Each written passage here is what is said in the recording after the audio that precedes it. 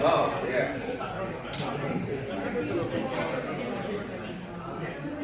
Moving forward a little bit.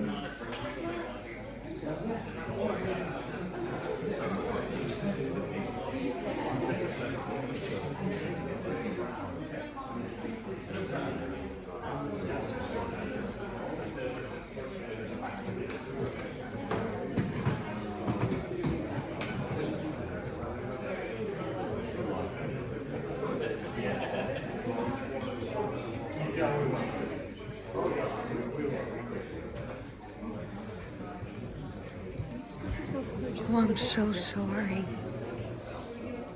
Oh. Thank you. Good afternoon. Yes, sir. We are so happy to be here. This is Rick Purcell, the original president of the club in 1977, who has gone on to train in more styles than I can even mention. And he's still instructing at 3 police academies, self-defense. And so, yeah.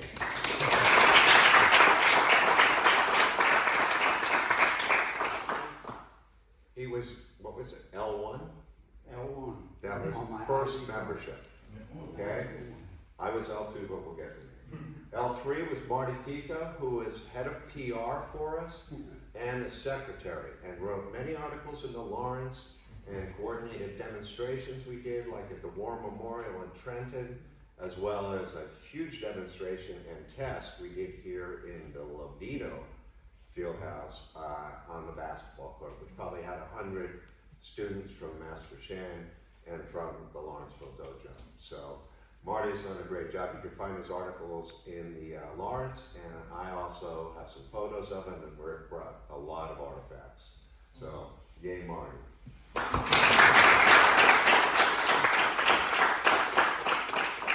And Marty's actually testing for his knee down next week. So, 2 weeks. And I am Tom Meseroll.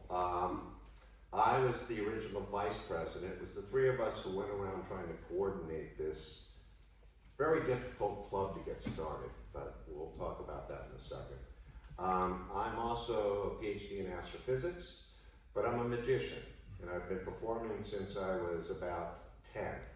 So I combine my martial arts with magic, and I am known as Magus, Master of Martial Magic in the magic community. The demonstration you're going to see today, I've done on cruise ships, Vegas, Las Vegas, all over the country. So, but I have not done it in about 15 years. And I suspect this will be the last time I do it.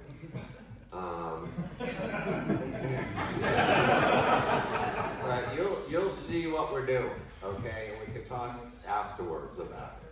So what I'd like to do is, before we get started, is start with Rick talking about how this whole thing began.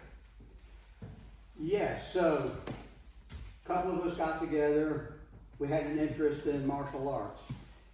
We started training in one of the old basketball courts. I think it was the JV basketball court at the time. The school administration didn't really know what to do with us. So they put us in Old Lower, which has since been torn down. They gave us a room down in the basement, poured concrete floors. It was dusty, dirty. Occasional 4-legged critters would run around. But from that, we gradually got a few more students, worked our way through the rank system. Cameron Hunt was our first instructor. I don't know if you all have heard the name. Yes, Cameron Hunt was our first instructor. And then we kind of moved on. We had to graduate sooner or later, which we all did. So since then, a number of martial arts, third dan in Ishinryu, it's an Okinawan style. And as Tom said, I spend most of my time training police cadets. I'm retired law enforcement, state of North Carolina. I was a game warden, a conservation officer type. I would chase heavily armed people through the woods. So found that yeah, as far as martial arts, the most important thing is how you talk to people. So that's what I found. I learned it starting here and continued on. So obviously survived that career. I'm still a sworn police officer in Graham, North Carolina, and enjoy training the police cadets. From generation to generation, I see them coming up and wanting to do good things for their communities. So I'm all about that. And doing good things for the community did start here. Occasionally, Mr. Hunt would give us assignments to go out and do different things in the community. So it started here. Thank you all.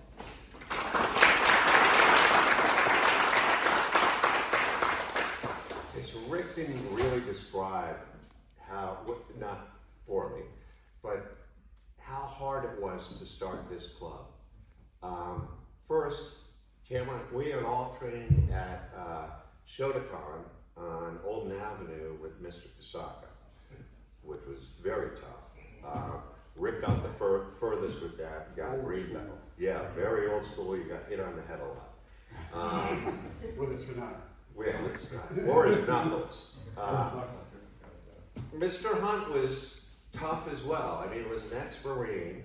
I don't remember what, gut he was, or rank he was. He started as a showdown and moved to lead on. Yeah. And then I think he attained 4th dan, if that's right. Yeah. Sadly, he passed away last year. 2 years ago? Yeah, we just looked it up. We tried to get him here. And, Yeah. You look surprised too. Yeah, we didn't know. It took me a long time to track him down, and when we finally did, we got the word that he passed away last year. But we started, as Rick said, on the varsity basketball course.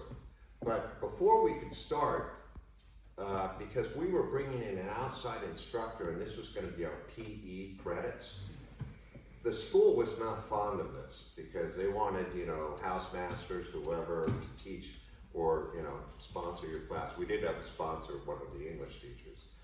But our parents actually had to meet with Cameron Hunt to discuss what this was going to be.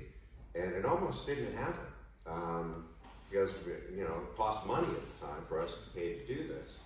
So, but we did start. And we got moved to Old Lower, which the cement floor is not like the cement floor out here. It was just poured concrete. You had to sweep it every day from concrete, dust, and other things that were on the floor. There were poles in the middle. It was a quarter of the size of this room, our dojo. And in the winter, it was freezing. Mr. Hunt would have us run around the golf course barefoot and come back, and then it wasn't as cold. But it was a tough place to start, and the administration never knew what to do with us. We were never in the yearbook, and we ran the one big demo we did here, as I mentioned, in the varsity basketball court. You wrote the article and everything, and we had tickets in Lawrence, and actually a bunch of people showed up, 50 people. The one interesting thing I want to say about that is the last person to leave was Mr. Greenberg. And I babysit his children, and we all had English classes with him. And we're all looking and going, why is Mr. Greenberg here even? And we didn't know. And we really didn't know until Rick and I came back for the 10th reunion and knew that the club was still going. And then none of us knew after that what happened until Mr. Greenberg unfortunately passed away and we got the emails. And I can't say enough about the fact that he kept that club going, and all of you have kept this club going because it made a huge difference in our lives. I mean, so I train now in the Iaido, but black belt in Shotokan, and we all trained in multiple styles, but the martial arts attitude that we learned here with Mr. Hunt and going downtown to train with Master Shin is what we live today, all three of us. And it made a difference. So, thank you.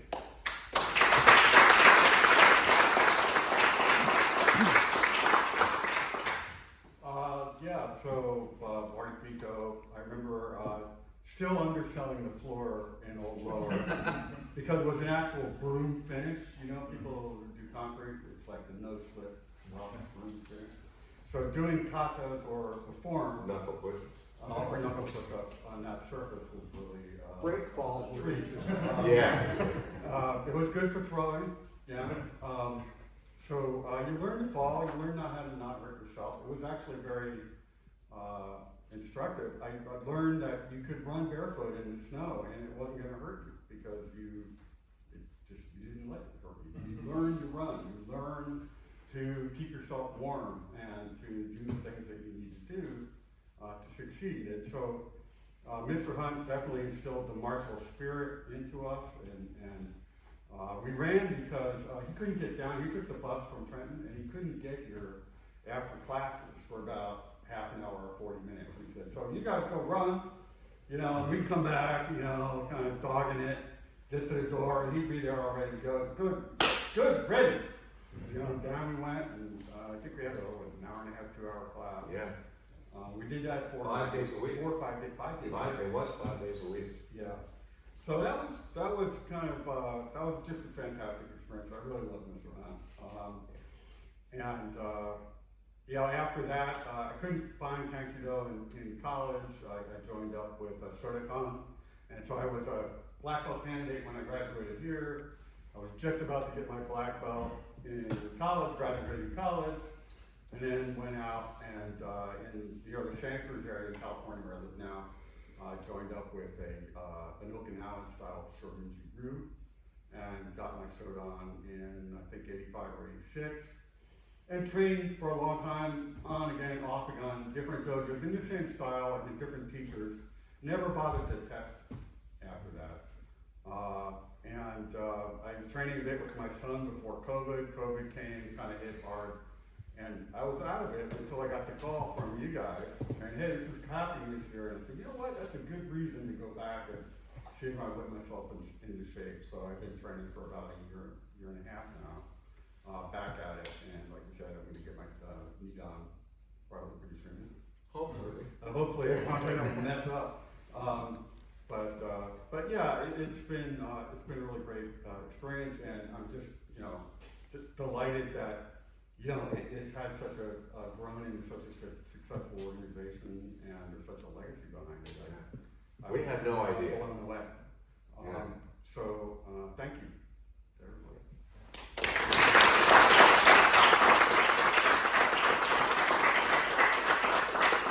Yeah, we had no idea until Mr. Greenberg's memorial, and heard the club had been going on, and how many people's lives it had changed. So, we are honored, really honored. We could not wait to be here. Now, Bill Maneri is not here. Bill was the original treasurer. I think he ran the money, which wasn't it. Well, he ran the money. It wasn't much money.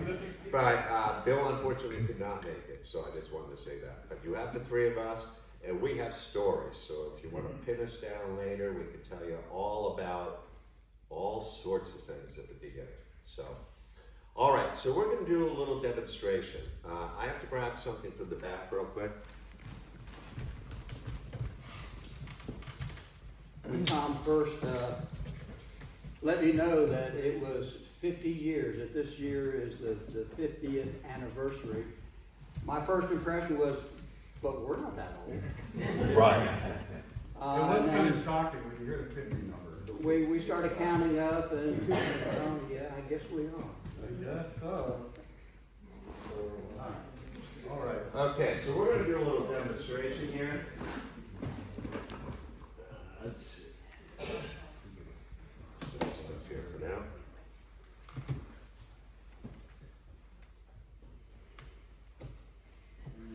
Leg on that mask, rope for Rick.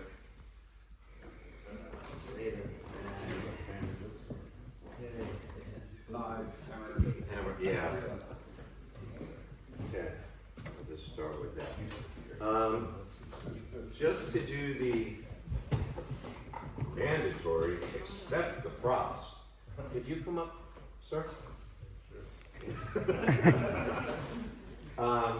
So some things are going to be placed over my eyes. And I just want to prove that you can't see through the things that are placed over my eyes. Play-Doh. Can you see through that? No. Good. Play-Doh.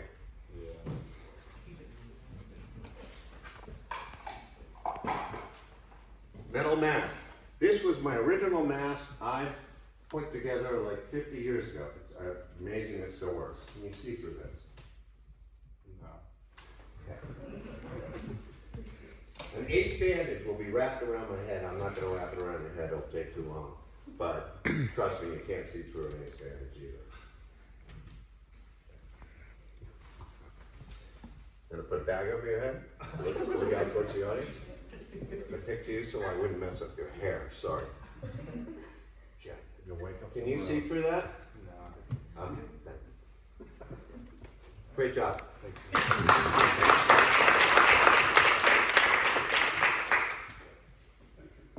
Now, Marty, I'm just gonna put this stuff here. Okay, that's fine.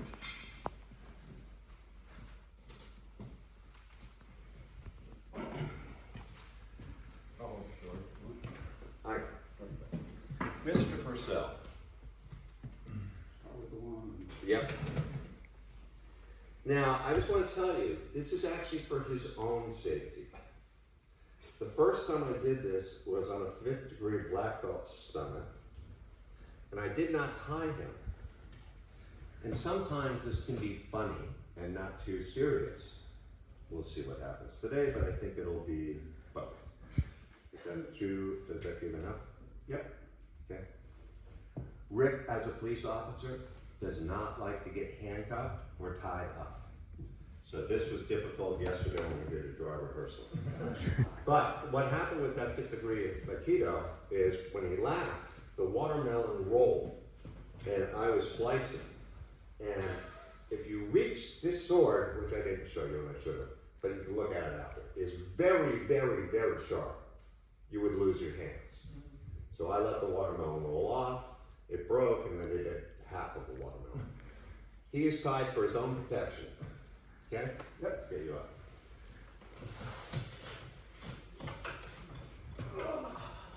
Comfortable?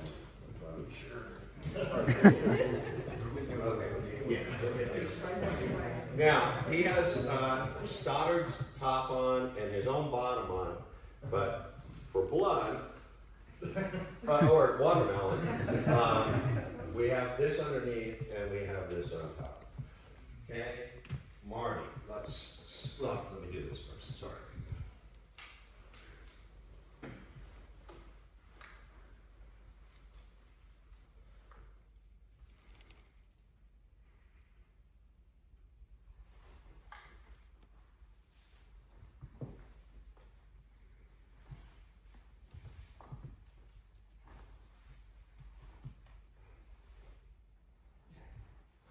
Yep, let's start with Play-Doh. I got metal mask.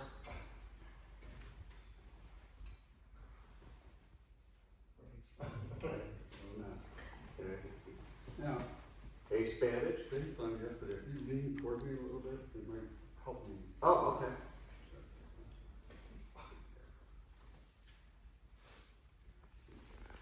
Yeah, good. Too tight? Yeah.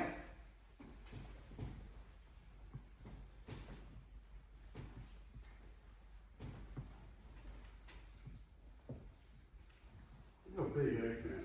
I'm sorry. Yeah. It's 40 years old. They do sound for cheap, you know. Yeah, this is the original. You got it? Okay. Can you hand me the bag? Some of the artifacts you brought.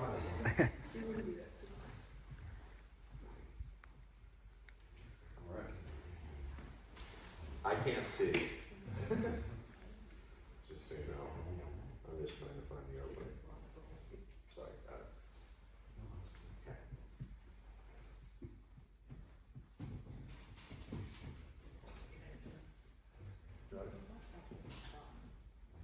Okay. Okay, don't put the watermelon yet.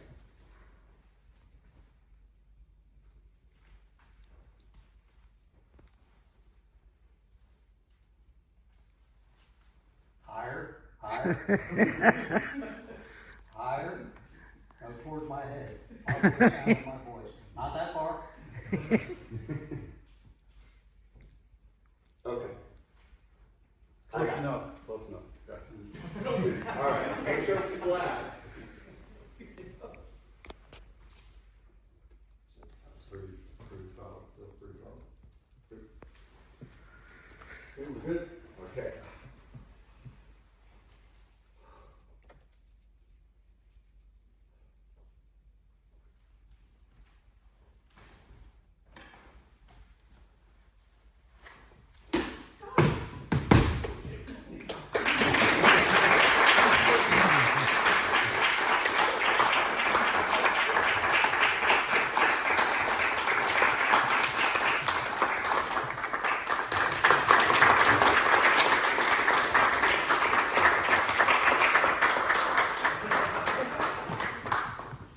All right, oh, come on. I don't know what it Let me step on is. Is that. he okay? Yeah, it's not his idea. We're just leisurely taking it. Oh, we missed a sheet. We made a little more. Oh, okay. I'll take the ladder one. I didn't do the floor. Let's get you up. Hang on. Yep.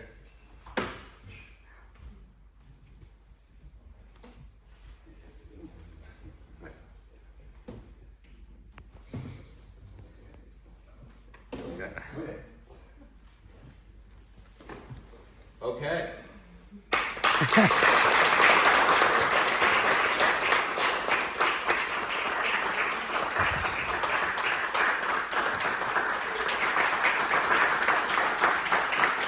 Tom, Oh, I got blood. are you bleeding? Yeah, from the metal mask. Oh, you're kidding. You were supposed to have the blood. We didn't practice that. Really? Yeah. It's very old. I just got a tetanus shot. It really did? Well, sorry about that. I'm bleeding. He's not. I'm not. Yes. Anybody else?